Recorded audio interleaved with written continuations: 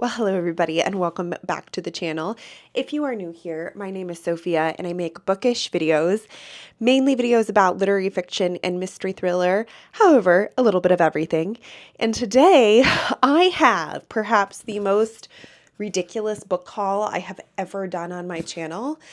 I have not counted how many books I'm hauling, but I will pop it up on the screen for you guys.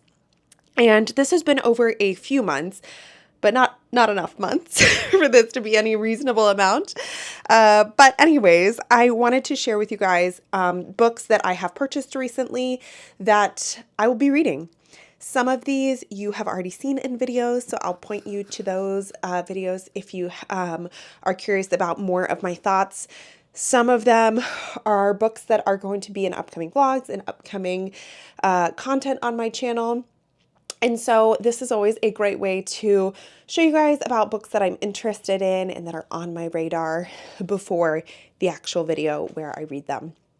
So I have 4 categories of books, and I'm just going to do it by genre. I think that's probably the easiest way. So I have science fiction, fantasy, which is always my least number of books that I own. And then I have romance.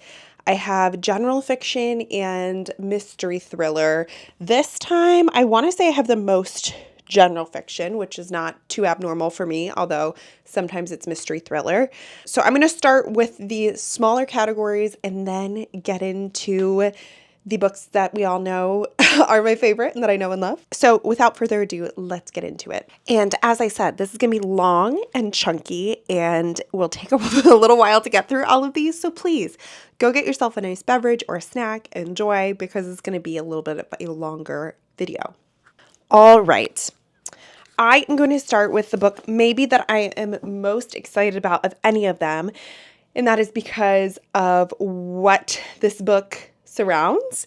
And that is The Sirens by Amelia Hart. So this was published by St. Martin's Press in 2025. So a new release, and it comes in at 331 pages. I apologize if I'm looking down. All of my notes are on my lap. So I'll try and look at you guys, but if you notice that, that is why.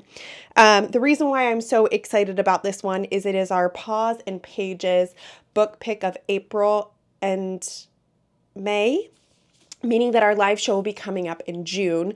That is the online book club that I'm a part of, and we pick new-ish releases from all different genres to read and talk about. Paws and Pages because we're all obsessed with our animals. But this looks really interesting, and so I'm really, really curious to pick it up. And it seemed perfect for like a spring summary book. So this is about sisters from different time periods and is going to surround mermaids based on the cover of this book. And as I said, this will be the Paws and Pages book club pick. I will put all of the details about that in the description if I have them at this time. If not, stay tuned to my socials because I will let you guys know when it's coming up. Next up, we have The Hunger Games by Suzanne Collins. This was published by Scholastic Press in 2008, and it comes in at 374 pages.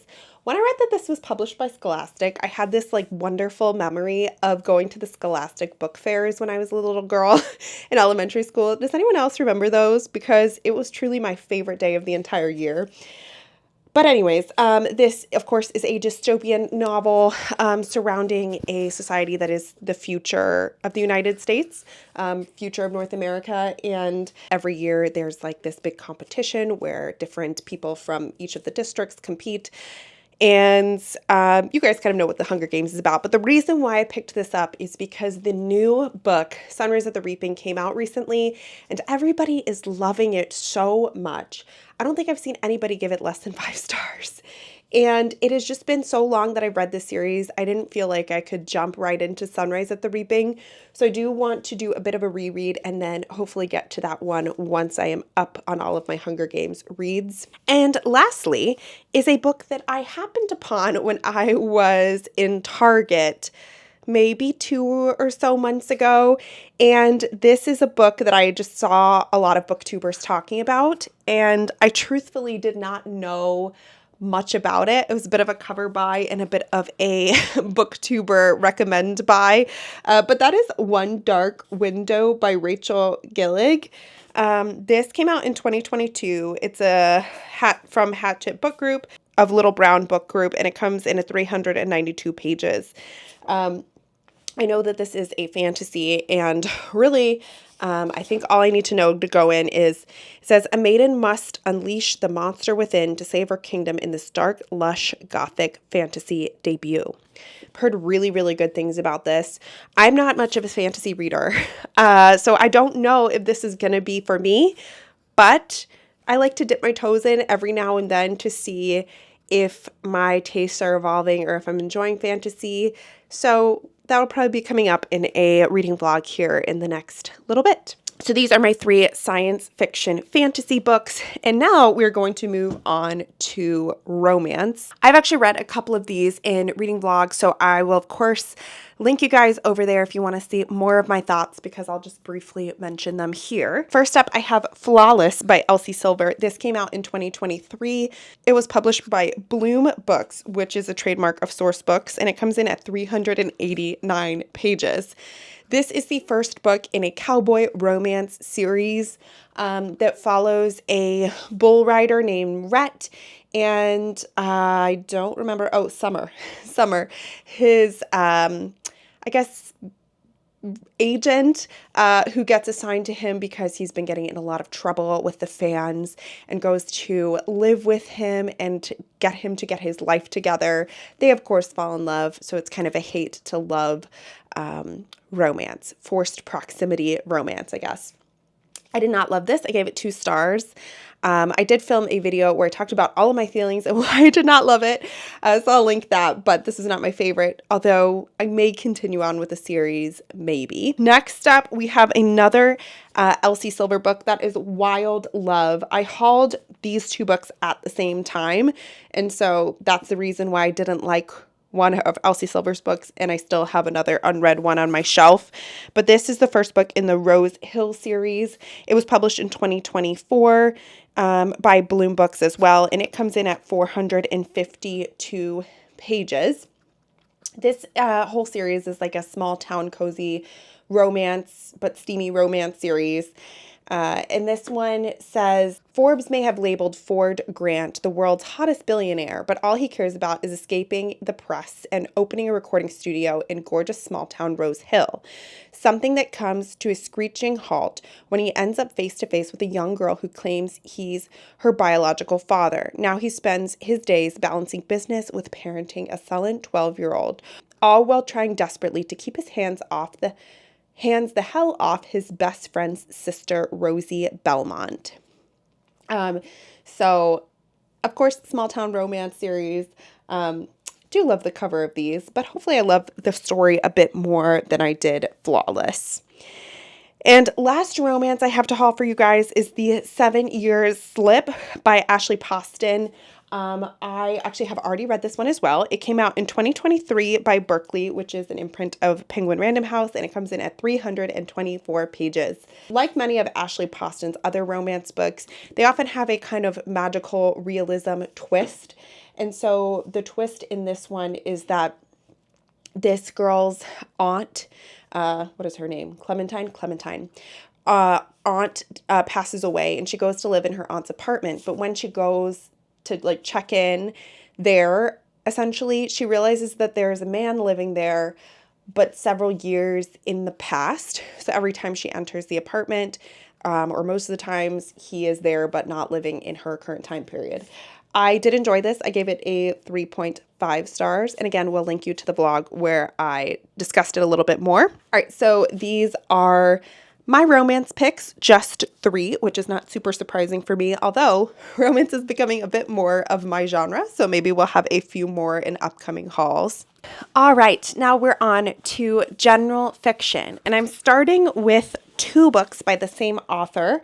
That is Good Dirt and Black Cake by Charmaine Wilkerson. So these were both published by Ballantine Books, which is an imprint of Penguin Random House. And I will start with Black Cake because that one came out first, I believe. So this one came out in 2022 and it comes in at 382 pages. I picked up both of these at the same time because I've been doing author videos where I read all the books that an author has published. And since this author only had 2 books out and they've been really highly regarded by a lot of people who I follow who read, I figured it would be a good one for me to dive into. But Black Cake is about a woman who dies and leaves her children a voice recording of many of her secrets, and they're kind of processing those and looking into more of the secrets. I believe, yes, she died in present-day California, but it's looking back into many of her secrets kind of in her earlier days. So Good Dirt is about a 10-year-old boy who was shot, and the crime essentially was never solved, and looking back into the history, trying to solve what actually happened to him and who killed him. So it seems like often her books deal with a mystery, but also kind of looking into the fallout of those crimes and how they affect families over time. Next up, we have Julia, which I have also already read. This is by Sandra Newman, and it was published by Mariner Books, which is an imprint of HarperCollins, and it comes in at 374 pages. It was published in 2023. This is a retelling of 1984, can you tell? From Julia's perspective. I gave this one a 3 stars, and this was our first Paws and Pages book club book, so I will link the live show where we talked about it in depth, and all had our opinions. Some of it is non-spoilery, but a lot of it is spoilery. So that live show might be better for those of you that have already read the book. But overall, this was an okay read. Next up, we have Olive Kitteridge by Elizabeth Strout. This is not her debut, I don't think, but one of her earlier books that won the Pulitzer Prize and got her a lot of notoriety and fame. This was published by Random House in 2008, and it comes in at 270 pages. Interestingly, published the same year as The Hunger Games. Who would have thought?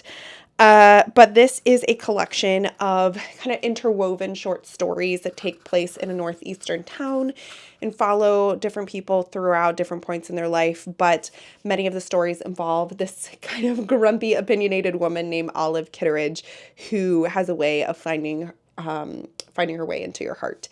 She was a math teacher, and in some of the stories she's retired. In some of the stories in her earlier years, she's still a teacher. But I gave this 4.5 stars and absolutely loved it. Next up, we have Audition by Katie Kitamura. This was one of my most anticipated releases for this quarter of the year. This came out, of course, in 2025, published by Riverhead Books, which is an imprint of Penguin, and it comes in at 197 pages. This book is about 2 people who meet in a cafe. I believe it's an older woman and younger man, but they never tell you how these people are related to each other. Are they lovers? Are they family members? Like, who are they to each other? In the whole book, you're trying to piece together that conundrum, I guess. Quite short, but I've heard that it is one of those books where you don't quite know what's going on the whole time. Next up, we have These Precious Days by Ann Patchett. This was published in 2009 by HarperCollins, and it comes in at 320 pages. This is a collection of short stories about just, I think, eventful moments in her life, or times in her life that took a different twist or came out a different way than she expected. And I didn't actually see, I was too focused on this really cute picture of this dog to see that it said essays. So when I picked this up, I did not know that. I thought it was one of her novels, but I am equally as excited to get into it and see what I think of it. Next up, we have Pull of the Stars by Emma Donoghue. This was published by Hachette Book Group, which is an imprint of Little Brown, and it came out in 2020 and comes in at 291 pages. This is about a nurse in Ireland that is working during a pandemic. I want to say the flu, but I'm not. Terrible new flu, yes.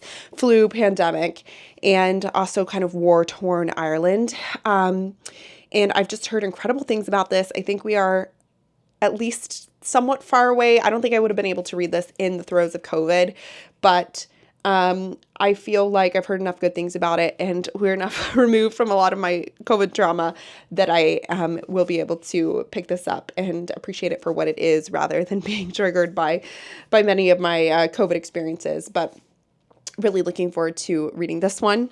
Finally, we have 3 books by the same author, which is one of my absolute favorite authors. And I actually saw these all at a used bookstore and knew I had to have them. And that, of course, is Kate Morton. So we have The House at Riverton, Distant Hours, and The Lake House. These are all published by Washington Square Press, which is an imprint of Simon & Schuster. The House at Riverton comes in at 468 pages and was published in 2006. I read this book. I gave it 3 stars. I was a little bit devastated to give this 3 stars, but it's about a maid that works at a mysterious kind of grand house called Riverton during the World War I time period, and a shooting that happens there, and kind of the mystery surrounding that. I will also link you to the blog where I read that if you're interested in more of my details about that one. Then Distant Hours. This is a chunker of a book. This was published in 2010. It comes in at 560 pages. And it's about a woman who goes to live in a castle where her mother was stationed or sent during World War II. And she lives with 2 sisters who still live there and tell her, and she's kind of uncovering mysteries about her mother. And then finally, this stack of books is about to fall down. Finally, we have The Lake House. This was published in 2015, and it comes in at 492 pages, and it is about a child or young child who goes missing from their crib at a lake house, and somebody uncovering the secrets of what happened many years later. Often her books are very much like take place at a mysterious house, often like World War I, World War II time period, and somebody looking back on what happened. So very much looking forward to reading a few more of the Kate Morton books. All right, we have made it to mystery. I have been filming for 21 minutes, so don't know how long you guys have been watching, but yeah, let's finish it off with mystery. On a good day, I would say this is my favorite genre. So The Push is the first one by Ashley Audrain. This was published by Penguin in 2021. It comes in at 303 pages, and this is about a young mother who is convinced that there's something wrong with her new baby, Violet. And I think this kind of mystery surrounding, like, is it something that's wrong with the mom or something that's wrong with the child? Heard very good things about this, and it is blurbed by many authors that I very much respect and enjoy their work. Next up, we have All the Dangerous Things by Stacy Willingham. That came out in 2023 by Minotaur Books, which is an imprint of Macmillan, and it's 326 pages. This is also about a woman named Isabel whose child is taken away in the middle of the night, and she is determined to figure out what happened to her child and where they are. Stacy Willingham likes to set books in the south of the U.S., which I really enjoy reading those, so excited to dive back into her work. I read The Flicker in the Dark a couple years ago, and remember enjoying it. Then we have Mad Honey by Jodi Picoult and Finlay Boylan.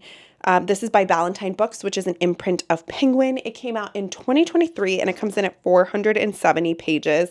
This is a mystery about a woman whose teenage son is accused of murdering or harming his girlfriend's high school girlfriend, essentially, and kind of the fallout of that. I've heard that this is such a gripping read.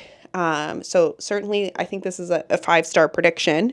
Then we have One of the Girls by Lucy Clark. This one came out in 2022. It was published by Penguin. It comes in at 413 pages.